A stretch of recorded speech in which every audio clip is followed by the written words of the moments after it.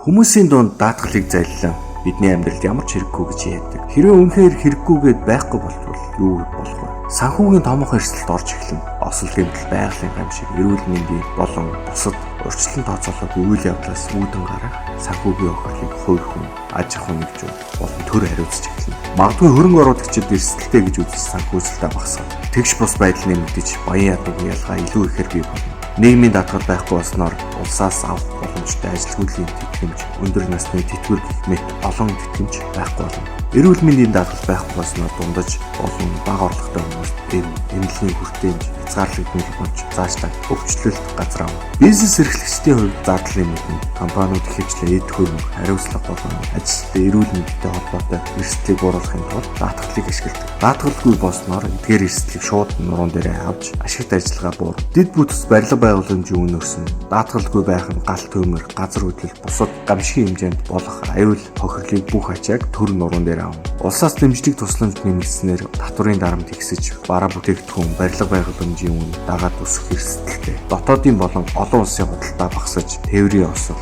улс төр, дайн байлдааны нөлөөнөөс болж төлбөр төлөгдөхгүй нөхцөл байдал үүснээр олон улсын харилцаа муудах эрсдэлтэй.